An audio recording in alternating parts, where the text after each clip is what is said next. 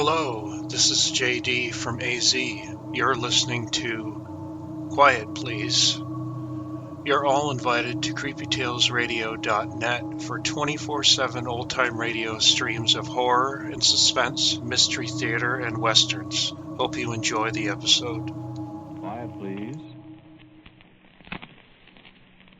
Quiet, please.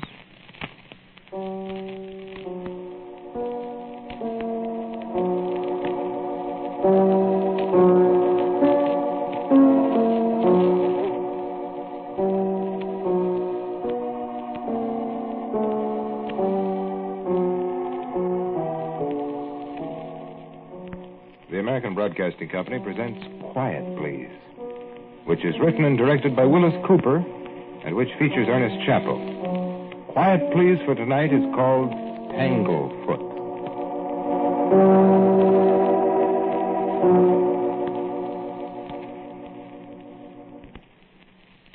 Back in the old days, when GI didn't mean general issue, it just meant galvanized iron, I used to be a plumber. There are no cracks about leaving tools in the shop when you go out on a job. Because if a plumber took along all the tools he's liable to need on a job he don't know nothing about till he gets there, he'd need one of those moving vans to tote him. Just the same, what you can do with a 14-inch Stilson wrench and a mitt full of oakum, you'd be surprised at. This place where I worked, well, you ever smell a plumbing shop? And I tell you what you smell. Oakum first thing, like creosote. That's what you start with. Linseed oil, that's in the red lead you use on the joints and stuff. You smell of hot lead where the kids melting down scrap lead into little pigs you can put in your bag. Galvanized iron. Yeah, sure, you can smell galvanized iron.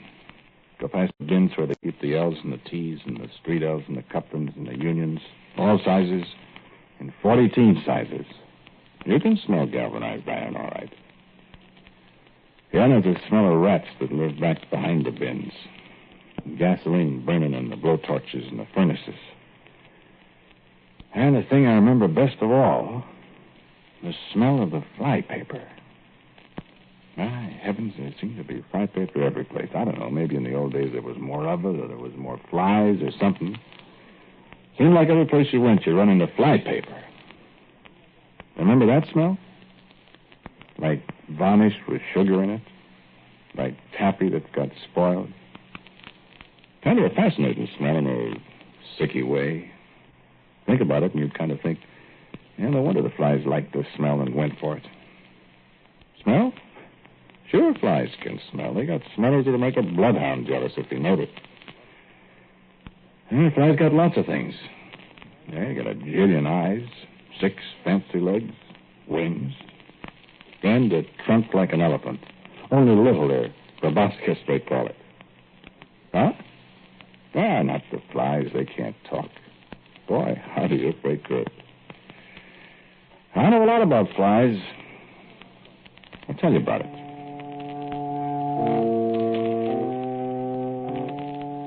I can see it today.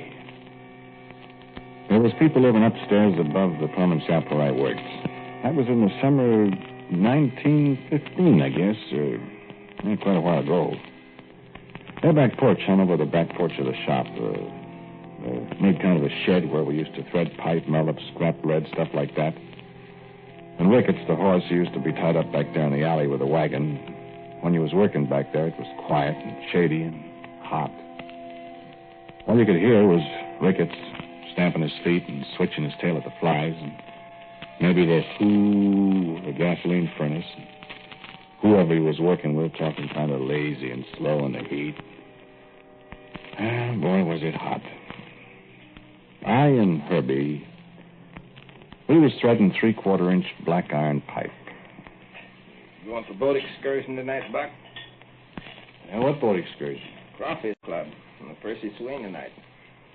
Well, I thought it was tomorrow. No, tonight. Yeah, that's good enough. Get another length of pipe. Hot, ain't it?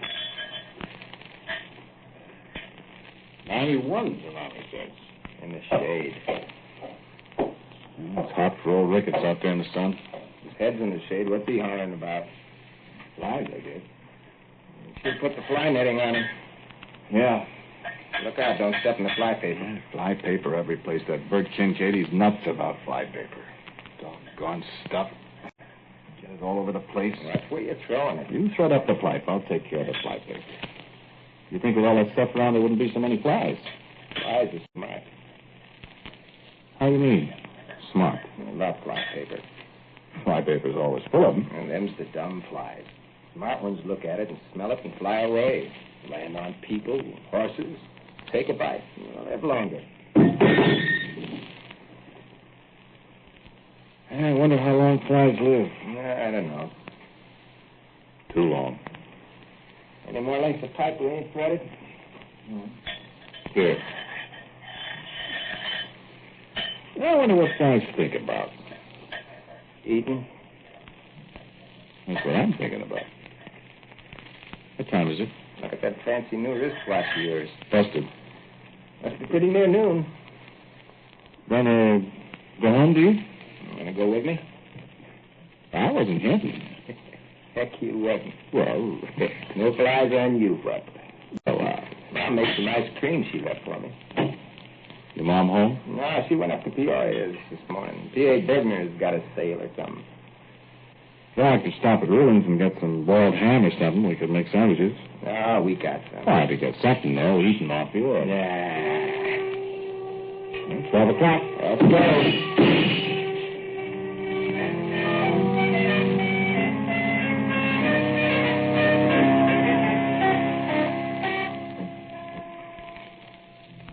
Do you ever hear anything start so simple and easy and not meaning nothing?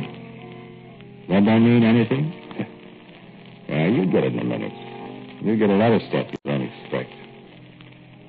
It all started that way, with threading pipe and kicking fly paper around and stuff. We ate up the ice cream at Herbie's house, sitting in the kitchen, where it was kind of cool. And gosh, I hated to go back to work. I hate to go back too, but I'd like to lay down and take a nap or something. Yeah, Bert Kincaid, can you? Yeah. Wish I was a fly. Yeah. Go bite Bert Kincaid. Bert's all right. Only thing's wrong with him is he's a boss. Flies don't have bosses. Yeah. Want some more ice cream? Yeah, leave some for your mom. Oh, she don't like ice cream. Don't you want some more? No, I'm full. Thanks. We can set a couple minutes more. It's only 20 to 1. Yeah. No, I'm thinking about flies. Are you crazy about flies today? Well, I just got to thinking about it. Hey, what became of your dog? I in the backyard. Gets hot. Likes to get under the coal shed. Keep cool. Like you hunted one yourself. Wished I had a pet fly. You're crazy. Got a pet fly. Fasten the rope on him. Lead him around. Maybe little bitsy rope you'd have to have. Now, this would be a great big fly. Big as a dog. What kind of a dog? I like that old collie of Masterson's. Why, fly that big bite you, you'd be ruined. Looking at a fly with a magnifying glass the other day. I seen one once. Got the meanest looking faces I ever seen. Great big eyes. Jillian eyes. Look at you from all over. Always washing their faces like a cat. They carry germs. Oh, sure. Germs, though. Gee. Yeah, big fly'd sure be something. Sure be a swell pet, though. If you could tame them. Oh, I'd tame him all right. Maybe the fly tamer. Be as big and strong as a bull. Have to put a big chain on him. He'd fly away with you. Maybe I could train him to take me places. Fly, you know. Yeah, you sure thinking of the educated fly. Flies are smart. Fly paper catchers and good old Tanglefoot boy. You have to have an awful big piece of Tanglefoot to catch this old boy. Ain't that much Tanglefoot in the world. Ain't no fly like that in the world either. Oh, boy, if there was. Didn't you hear the whistle? Come on, 1:45. Yeah. I know what you'd feed a fly that big. Have to feed them people, I guess. Come on, let's go.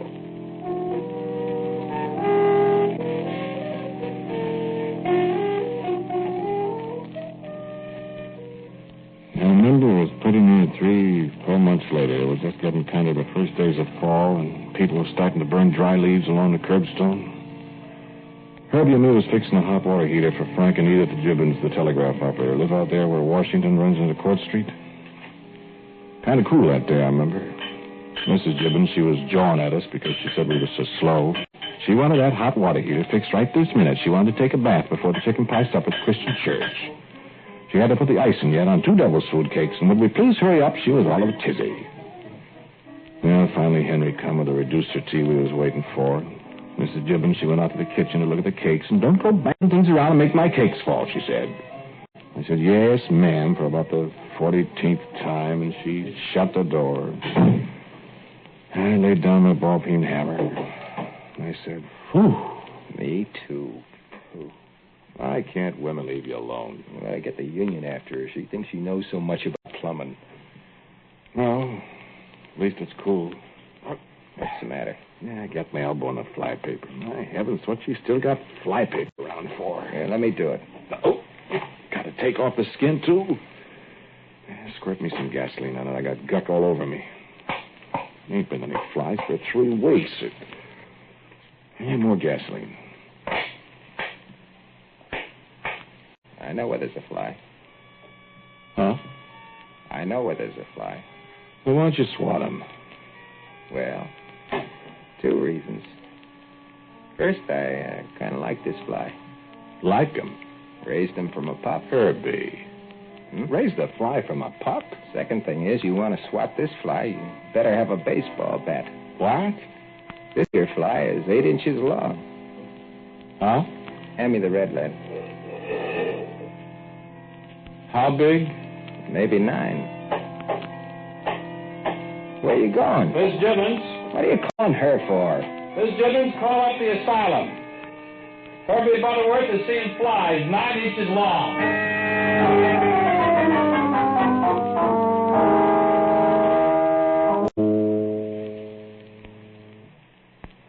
Here, under the coal shed. Come on, Teddy. Here, Teddy, boy. Here, Teddy. Come on, Teddy. Come on out there, boy. Darn you, Teddy. Come on, Teddy. Here, boy. Good dog. Come on, Ted. Ted. You hear me? Come on out of there. Come on now. Darn dog. Ted. Come on, boy. Teddy. He's asleep, maybe. What, with me hollering that way? Well, maybe he ain't there. Maybe he's out. Yes, too. I can see him. He's laying down in there. Here, Teddy. Here, Teddy. Well, reach in and pull him out. Come on, dog. Come on. Buck. Huh? He's dead.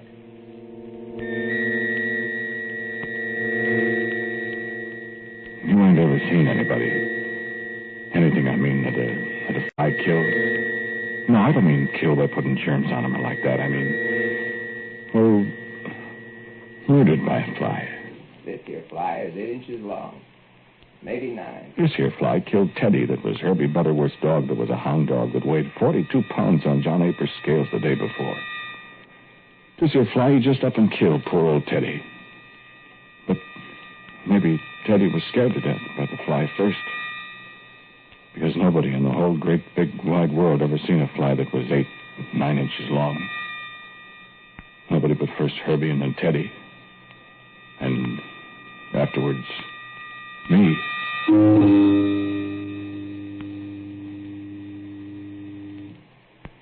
I ain't found him yet. Maybe he got froze to death. Kind of scares me, Buck. Don't it you? He comes after me, I'll bat him on the head. He'll come flying up to you. Come flying up. You won't even see his wings. You know how a fly's wings is. You can see through them. Maybe he's froze to death. Flies can't stand cold weather. They die. They don't always die. Sometimes they go into, what is it, a coma? When they get warm, they come to again. And then they're hungry. Well, I think he's dead. Because we ain't heard about anybody croaking, with a mystery. Not since Teddy. Hey, I can still see that dog. Try not thinking about Teddy. Maybe you ought to leave some fly paper around. Big hunks of fly paper. I got fly paper all around the coal bin there where he was. Heavy enough? And don't have to be so heavy. He lands on a hunk of Tanglefoot. They get all stuck to the hair and hair. Hair on his legs. Flies got hair on their legs. Real hair? More like bristles, like spikes, kind of. He get fly paper stuck in his legs, his wings. He ain't gonna go skittering around much. Maybe he's dead. Sure hope not. Hope not. Well, I kind of liked him. Till he ate up Teddy. I'd be just as satisfied if I never get to see him. It must be quite a sight, though. Like looking at a fly through a magnifying glass. Sure glad he only got to be 8, 9 inches long. Ugh. Hate to lose him. I could put him in a circus or a sideshow or something. Make $1 jillion. Take him up to Chicago. People would come from miles around. To a zoo, just about. A museum like that one. Where is it, New York? Yeah, he was quite a thing. He used to eat mice. I went and caught mice and let him have them. I ought to see what he'd do to a dead mouse. Oh, thank you kindly. I seen what he'd done to Teddy. How'd you get him so big, Herbie? Huh? Secret, Buck. That's so? I bet if he'd lay an egg, the egg would be bigger. I mean, the pup would be bigger than he was. Fly egg. Bigger than a hen's egg it'd be. Bigger than maybe a turkey egg. Maybe he's dead. Yeah. He comes after me. I'm going to shoot him, my old 12. Ah, you couldn't hit a balloon with a bull fiddle. I'll hit him all right. Hello, Louise. How'd you do? Hey, who's that, Buck? I don't know. Just moved to town from someplace in Ohio, Iowa, someplace. Louise. Louise McKinney, something like that. Where'd you know her? Met her at Empire Hall, that dance the other night. What dance? Social Athletic Club? Uh-huh. Well, night. See you at the shop in the morning. So long.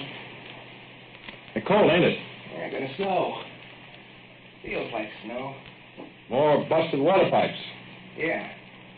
So long, Buck. Say, at Louise, what's her name? That's something, ain't it? Yeah, I feel like that there type. I like it. Say, Herbie. What? Listen. What? Listen, that great big fly of yours. Yeah? On the level now. Is there a great big fly? Huh? Couldn't you just be... Well, I just thought about it all of a sudden. I never seen this here fly. Mean you think I'm just fooling? I was wondering. I was just making it up. Was you? No. I wasn't making it up. I just wondered. Listen, Buck. I never made that up. Listen, I wished I was. I wish I'd never started making flies grow big. I ought to have stopped when I got one this big. I don't know whether to believe you or not. Listen, Buck, when I think what that there fly... You remember way back last summer when we first talked about it? You said, what would you feed a great big fly? Yeah. Remember what you said? What? You said people. People, you said. That's what you'd feed him. Oh, yeah. Listen, Buck, he already had a dog. That we know about. What if he ain't dead by now and all is cold? He must be... Must be what? Hungry.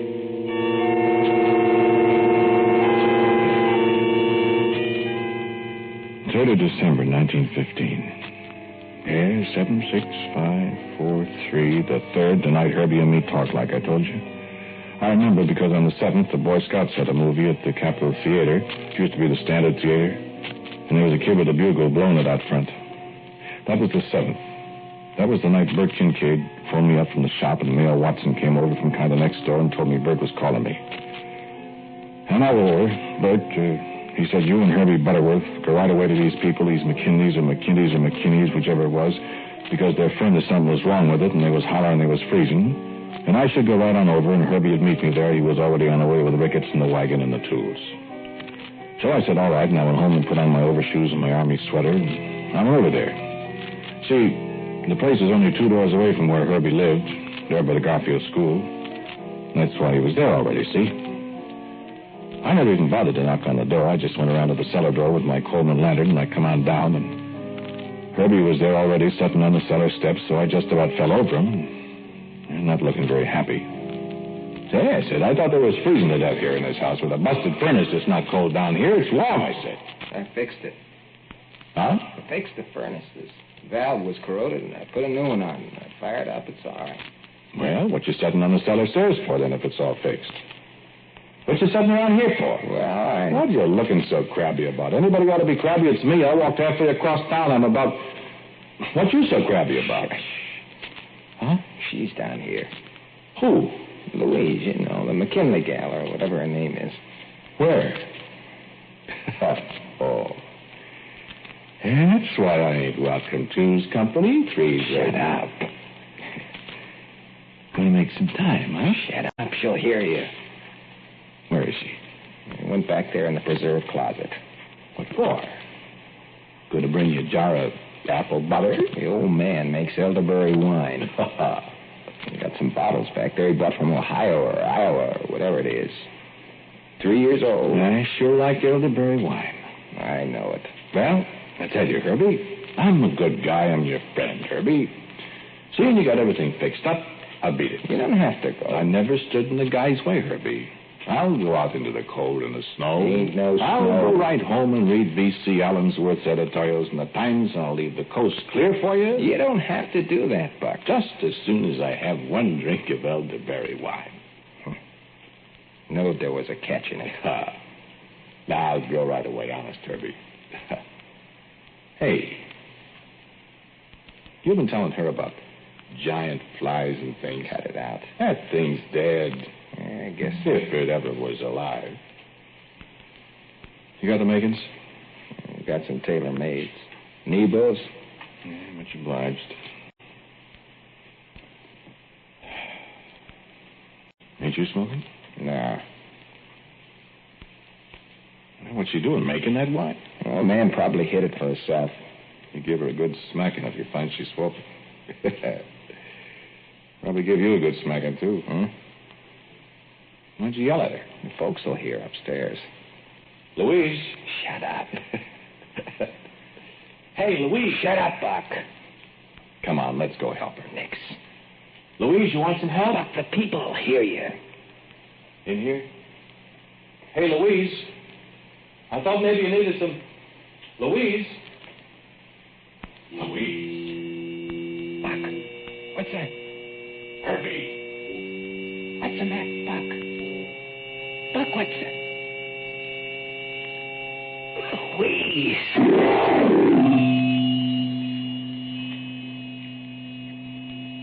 I could recognize her by her clothes.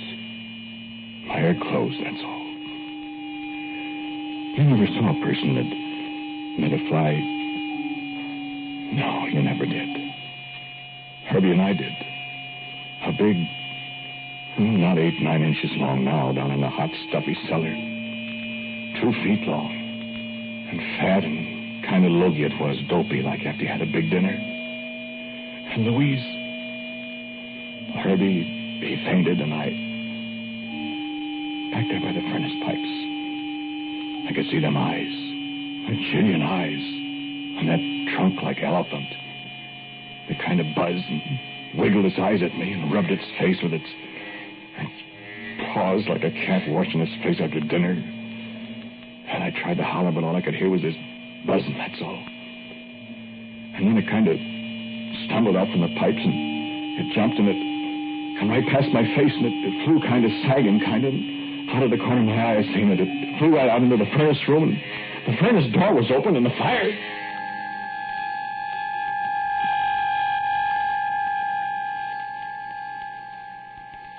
You don't want to hear anymore, huh? Well, there's only a little bit more. You've come this far with me, so... Well, they put us both, Herbie and me, in jail. They said we murdered Louise, but nobody could murder anybody like that. And there wasn't any other evidence, so... See, the fly was dead. Disappeared, and there wasn't anything to go on. So they had to let us go. That's pretty near the whole story. Ain't it, Herbie? The egg? Oh, sure. I pretty near forgot about that egg. And about the egg. Bigger than a hen's egg. Big's a turkey egg. Back there in the dark behind the pipes. I didn't see it. Buck seen it. But I never told anybody about it. Did I, Herbie? Nobody but you. And when they left us out of jail, we come back here looking for it, but it was gone. There was kind of a scrunching back there, and we looked, and sure enough, Larva. They call it in the books. You know. And we took it away with us. And sure enough, this one grew bigger than its father, or its mother, or whatever it was. And every one since then has got a little bigger and a little hungrier. Ain't that so, Herbie? Yep. Hungry all the time. Never let him out to hunt. Wait. Look at him. Ain't he a dinger? First real live pet fly you ever seen. Here, Louise. We call him Louise. Look at them eyes. Jillions of them. Look. He unrolls his trunk. Ain't that cute? Nice, clean face. See the sharp bristles on his legs? Biggest fly in the world. Bigger than a collie. Bigger than a Shetland pony, I bet. And hungrier, too. Come on, Louise. Wake up. He's awake, Buck. Uh-huh. Okay, Herbie? Okay. Go on in. No, you I'm talking to. You, he says. Go on in. Go on in. Louise is hungry. That's it. What's the matter? Can't move your feet? Sure. You stuck in something? Used to call that stuff fly paper. We got a different name for it now. Yeah, no use trying to get loose. You're stuck for good. And Louise is hungry. Only hurt a minute, that's all. Careful, Louise, honey. Don't get your feet stuck in the man paper.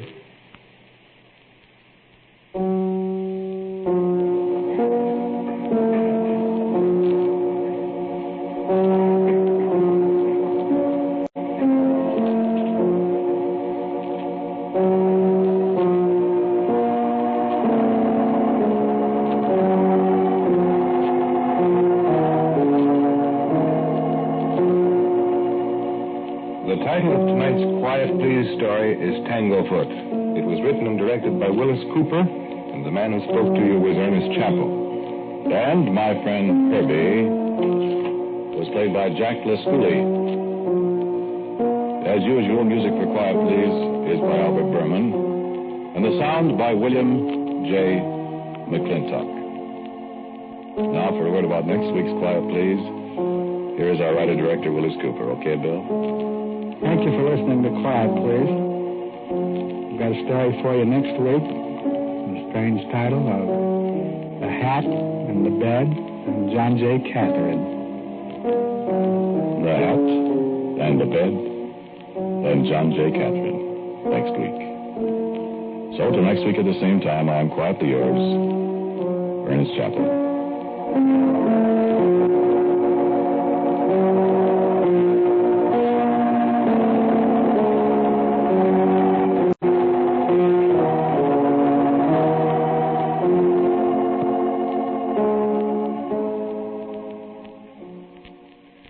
This is ABC, the American Broadcasting Company.